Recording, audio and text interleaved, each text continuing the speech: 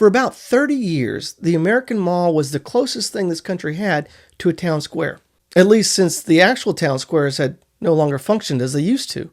It wasn't just where you shop, it was where you went on a Friday night when you had nowhere else to be, where teenagers found their first taste of independence, where families spent Saturdays without any particular plan. At its peak, there were more than 1,500 enclosed malls operating across the United States. They were, by almost any measure, the dominant social and commercial infrastructure of American suburban life. You didn't think about going to the mall the way you thought about running an errand. You just went, because that's where everything was. And more importantly, that's where everyone was. But then something happened. Today, hundreds of those malls are dead, are dying. Parking lots full of weeds, food courts with chairs still stacked, anchor stores that haven't sold anything in decades because, well, they don't exist anymore. Some of them have been torn down. Some have been converted into warehouses. Some are just sitting there, slowly falling apart, waiting for someone to decide what to do with them. So what happened? The easy answer is Amazon. The internet arrived. People started shopping from their couches, and the mall became obsolete. But is that who did it? Is it really the internet? We're going to explore this, and we're going to do it as a whodunit mystery. And any good whodunit needs suspects. The following is an examination of those suspects. Some you surely already have in mind, but there are a few that you never would have guessed. So let's begin on our investigation into who closed down the American Mall. The prime suspect, Amazon and the internet. Amazon is the easiest suspect to name, and honestly, it deserves to be in the room. The numbers are real. E-commerce went from essentially nothing in the mid-1990s to accounting for nearly a fifth of all retail sales in the United States. Billions of dollars that once flowed through mall storefronts now flow through a website. That is not nothing, and the timing lines up. As online shopping grew, mall traffic fell. Stores closed. Chains that had been mall staples for decades filed for bankruptcy. The connection seems obvious. Amazon arrived, people stopped coming. The mall died. But here's the problem with that story. The rot had already started before Amazon was a threat to anyone. Department store sales began their long decline in the 1990s. Mall vacancy rates were already climbing before smartphones existed. Entire chains were already in financial trouble before most Americans had ever ordered anything online. When you look at the actual timeline, Amazon didn't arrive to a healthy institution and destroy it. It arrived to an institution that was already structurally compromised and accelerated a collapse that was already underway. There's something else worth considering. Amazon didn't replace the mall's logic. It perfected it. The mall was always, at its core, a distribution system, a way to get goods to people in suburban America efficiently and conveniently. Amazon looked at that model and realized you could do the same thing without the fountain, without the food court, without the parking lot. You didn't need the building at all. So yes, Amazon is a suspect. But a good detective doesn't stop at the obvious answer. Because if Amazon was just the final chapter, we need to find out who wrote the earlier ones. Let's go a little bit deeper. Suspect 2. America built too many malls.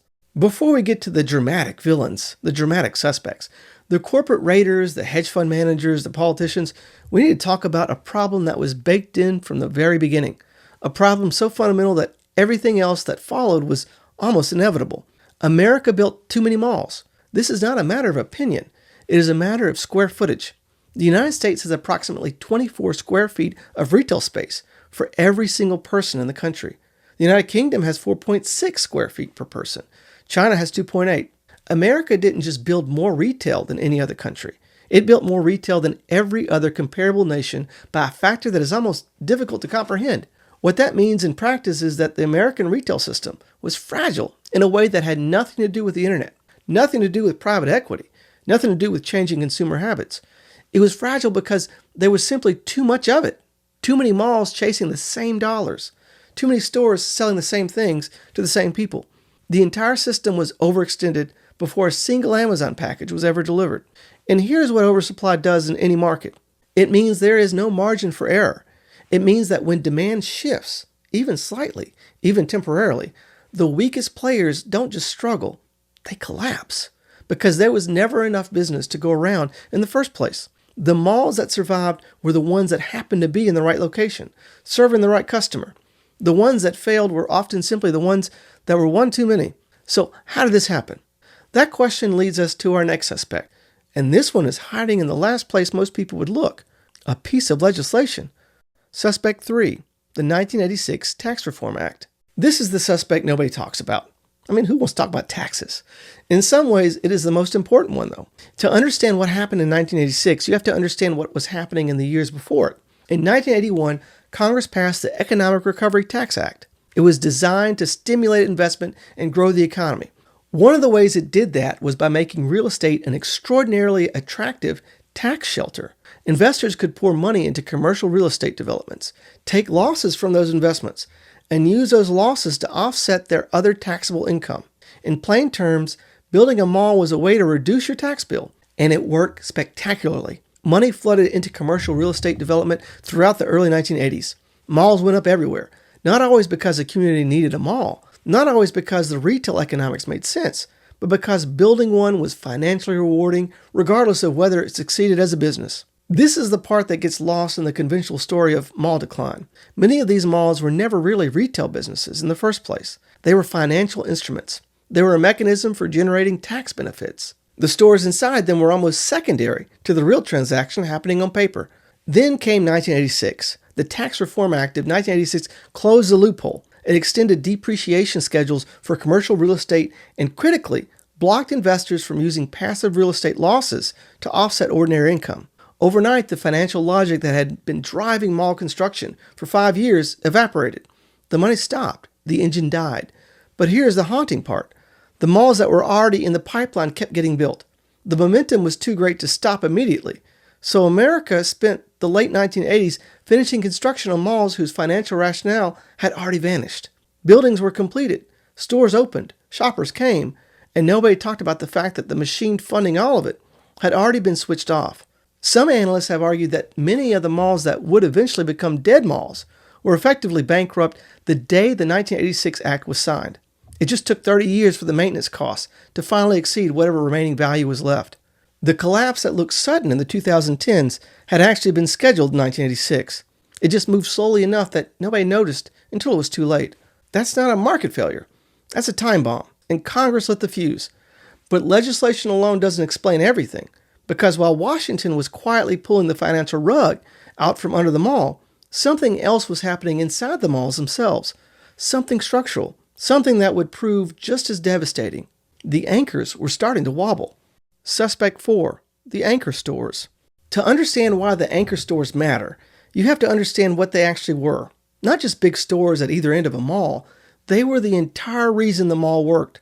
The architecture of a traditional American mall was not accidental. It was engineered. You had 2 large department stores, a Sears, a JCPenney, a Macy's, a Lord & Taylor, positioned at opposite ends of a long and close corridor. Everything in between, the smaller shops, the boutiques, the food court, existed because of the foot traffic those anchors generated. People came for the anchor. They stayed for everything else. The anchor stores were the engine. The rest of the mall was what the engine made possible, and the anchors knew it. They negotiated accordingly. In most mall leases, anchor tenants paid dramatically lower rent than the smaller inline stores. Sometimes they paid almost nothing at all. Their rent wasn't money. Their rent was people. They paid in foot traffic, and for decades that arrangement worked. The anchors brought the crowds. The crowds fed the smaller stores. The smaller stores paid the rent that kept the whole operation running. But that arrangement had a vulnerability built into it that would eventually prove fatal. Because when the anchors started to fail, they didn't just take themselves down. They took everything with them. So what happened to the anchors? The first thing that happened was competition from outside. Through the 1980s and 1990s, a new kind of retailer emerged. Category killers, they were called. Stores that took one department of a department store and did it better than the department store ever could. Best Buy for electronics, Sports Authority for sporting goods, Bed Bath & Beyond for home goods, The Gap for apparel. These stores didn't try to sell everything. They picked one thing and dominated it. And one by one, they carved away the reasons people had to walk into a Sears or a JCPenney in the first place. At the same time, Walmart and Target were winning the war for cost-conscious consumers. They offered comparable products at lower prices with more efficient operations. The department store had always lived in the middle.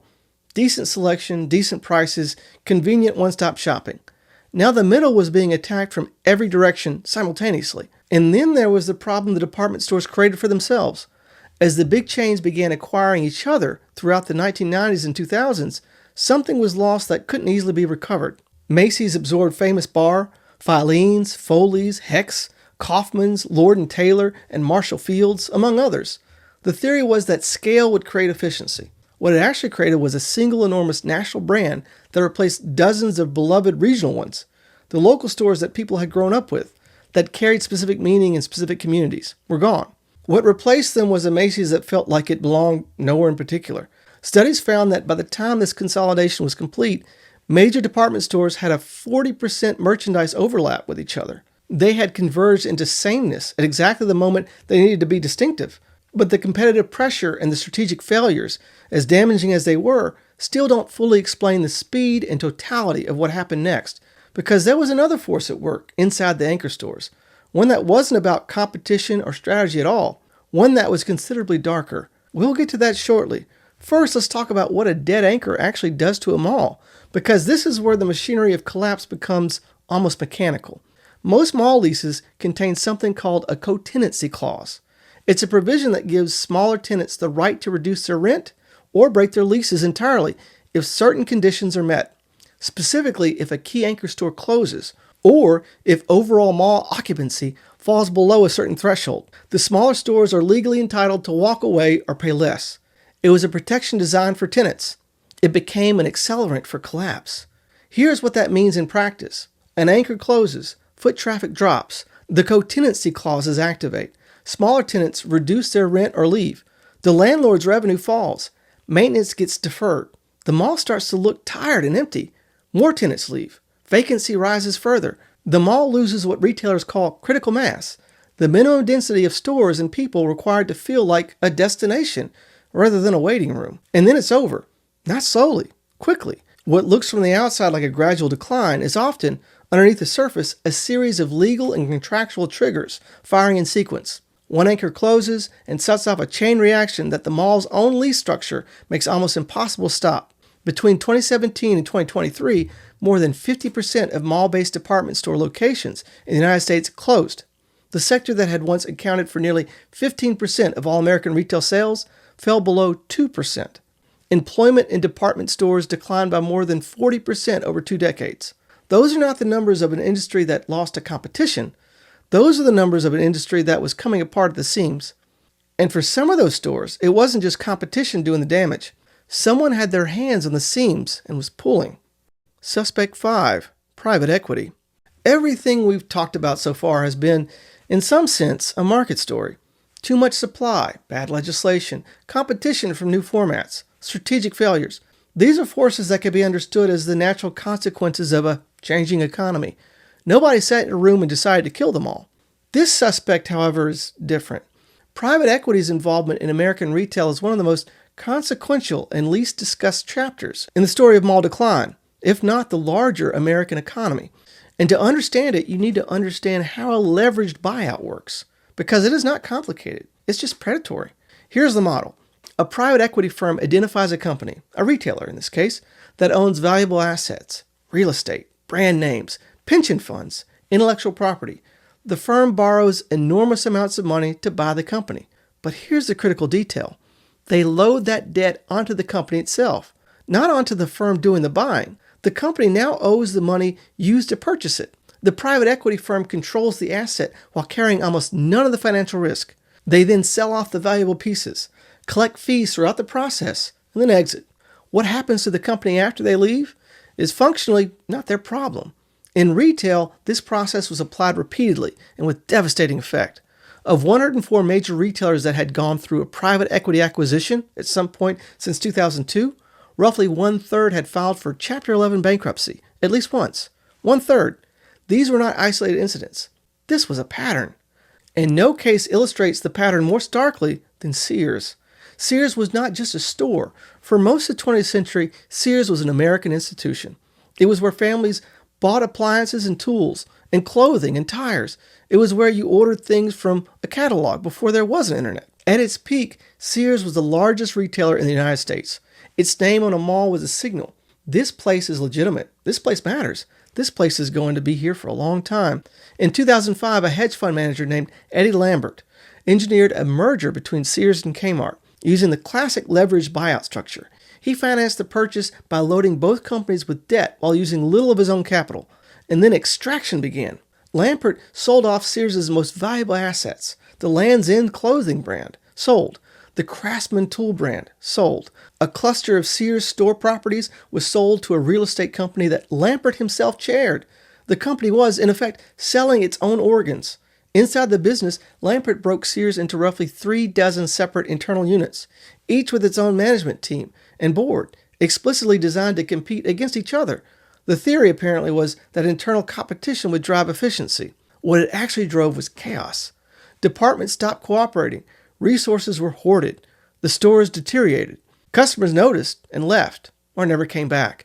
And while all this was happening, while the stores were falling apart and the employees were losing their jobs and the pension obligations were going unfunded, Eddie Lampert's hedge fund collected an estimated $2 billion in performance fees on Sears and Kmart investments. On performance fees, $2 billion. All while one of America's most iconic retailers was being hollowed out from the inside. Sears filed for bankruptcy in 2018. At the time, it had once operated over 3,500 Sears and Kmart locations across the United States. By the time it collapsed, it had become one of the most destructive anchor failures in mall history. Every Sears that closed took a mall's foot traffic with it. Every closure triggered co-tenancy clauses. Every triggered clause accelerated the spiral. Sears is the most dramatic example, but it is not the only one. Payless Shoe Source, Toys R Us, these were not businesses that lost a fair fight in the marketplace.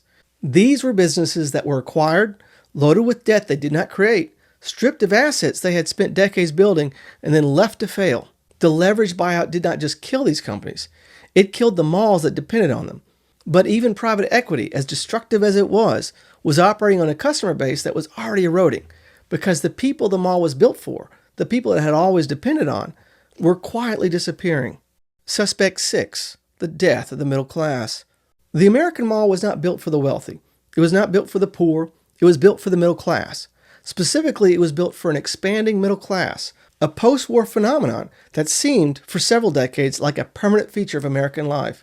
Families with enough disposable income to spend on things they didn't strictly need. People who could afford to browse. Who could buy something on a Saturday afternoon just because they felt like it. The mall was, in its bones, a middle-class institution. And when the middle class started to shrink, the mall started to die. The numbers tell a story that is difficult to argue with. Through the 1970s, 80s, and into the 90s, real wages for middle and lower income American households stagnated or declined.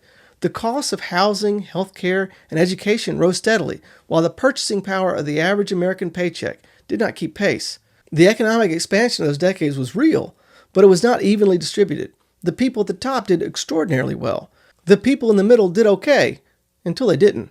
Economists describe what happened to the American economy in the late 20th and early 21st centuries as a K-shaped recovery.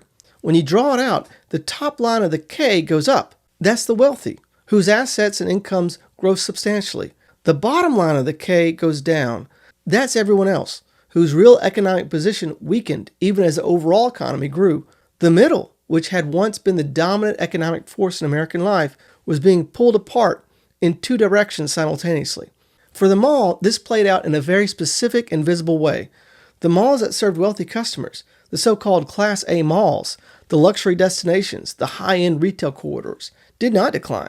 In many cases, they thrived, posting record sales per square foot even as the broader mall industry was collapsing.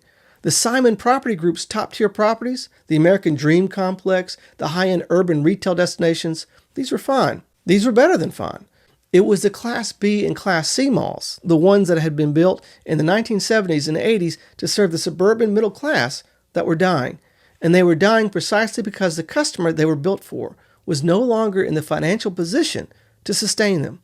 The discretionary spending that the mall depended on was the first thing to go when household budgets got tight. You don't browse when you're worried about the mortgage. You don't buy things you don't need when the things you do need are getting more expensive every year. This also explains why the retail apocalypse hit specific chains so much harder than others. Macy's, JCPenney, Sears, these were middle market retailers. They were not selling luxury goods to wealthy customers. They were selling moderately priced goods to moderately compensated Americans. When that customer base contracted, these stores contracted with it.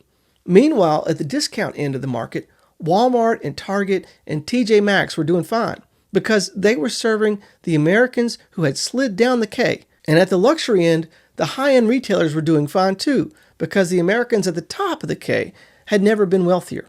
The mall got squeezed out of the middle, which is exactly where it had always lived. But the economic squeeze was only part of what the mall was losing, because at the same time that its customer base was shrinking, the mall was losing something harder to quantify, something that had nothing to do with money at all. It was losing its reason to exist on a Friday night. Suspect 7. The death of the third place. There is a concept in sociology called the third place. Your first place is your home. Your second place is your work or your school. Your third place is somewhere else entirely. A neutral ground, a communal space, somewhere you go to not because you have to, but because you want to. A place where you belong to something larger than yourself without any particular obligation attached to it. For most of human history, third places were physical. The town square, the pub, the barbershop, the park, the diner, places where people gathered without an agenda and left having been, in some small way, part of a community. For about 30 years in America, the mall was that third place.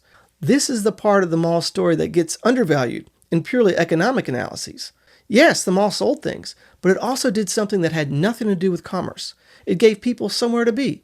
Teenagers who had nowhere else to go on a Saturday afternoon went to the mall. Not necessarily to buy anything, just to be somewhere that felt alive. Families went to walk around. Elderly people went to get their steps in the warmth, among other people. The mall was climate controlled. It was safe, it was free to enter, and it was full of other human beings. In the landscape of American suburbia, which had been deliberately designed without traditional public spaces, the mall filled a void that nothing else was filling. And then smartphones arrived. This is not a simple story about screens replacing real life, though that is part of it. It's a story about where community happens and what counts as being somewhere. For the generations that grew up with the internet as a native environment, millennials and then Gen Z, and then Gen Alpha, the third place migrated. It moved from a physical location to a digital one. You didn't need to go to the mall to be with your friends. Your friends were in your pocket. The social function that the mall had provided, the sense of being somewhere, among people, part of something, could now be approximated from a bedroom. Gaming communities, social media, group chats, Discord servers. These are not perfect substitutes for physical togetherness, but they were convenient in a way that the mall could never compete with. And for a generation that had grown up with them, they were not substitutes at all. They were simply where social life happened. The data reflects this. Mall foot traffic among younger Americans declined sharply through the 2010s. Surveys consistently showed that younger consumers preferred experiences over products, digital interaction over physical browsing, and convenience over destination. The Friday night trip to the mall, that ritual that had defined American adolescence for 3 decades, quietly stopped being a ritual. Not because anyone decided to stop going, but because something else had already replaced it before anyone noticed the mall was competing. There's an irony here that is worth sitting with.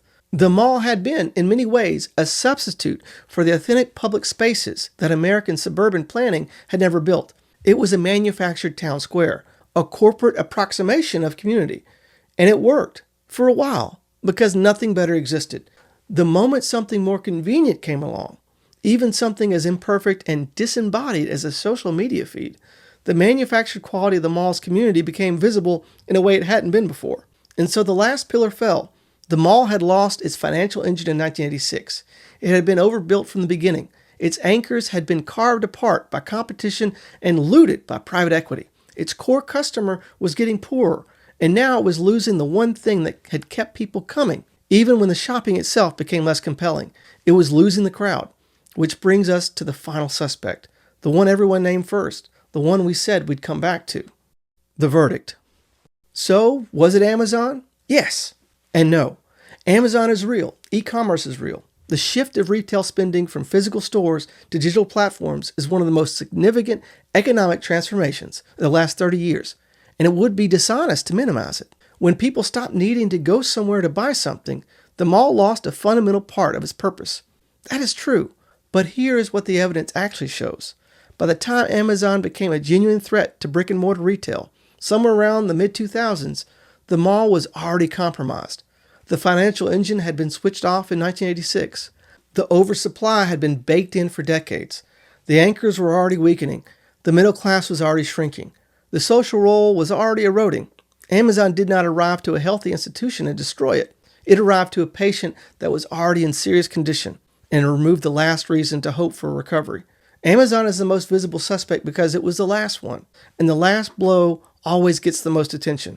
The mall was not brought down with a single blow, but rather more like being poisoned by an increasingly contaminated environment. Congress poisoned it in 1981 by making the mall a tax shelter, flooding the country with more retail space than it could ever sustainably support. Then Congress poisoned it again in 1986 by pulling the financial logic out from under the very thing it had just incentivized building.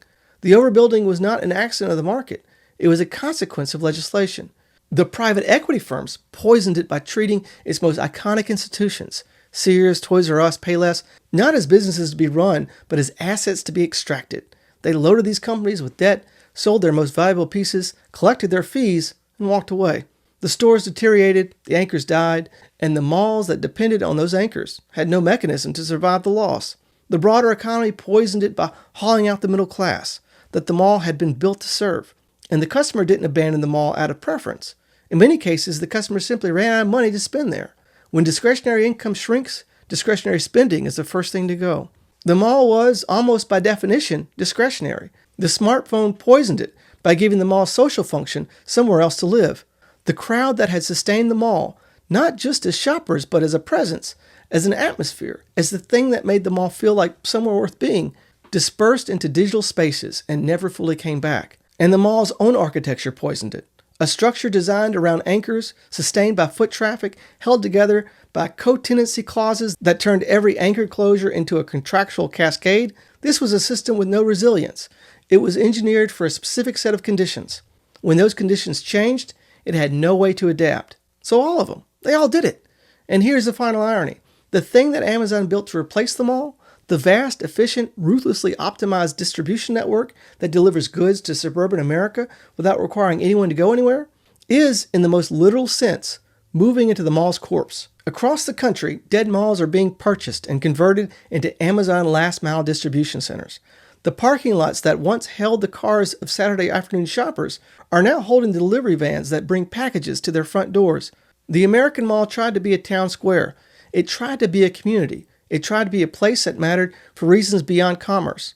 And for a while, it succeeded. For about 30 years, it was genuinely the center of American suburban life. But it was built on incentives that expired, sustained by a middle class that was shrinking, anchored by institutions that were being quietly gutted. The American mall is dead. And now we know who did it. They all did. So I'd like to ask you to do one, two, or maybe all three of these things. First, please subscribe if you haven't already. Second, leave me a comment. Feedback's always great. And then finally, if you want to, you could email me, jeremy@plainmeaning.com. Even if it's just to say hi.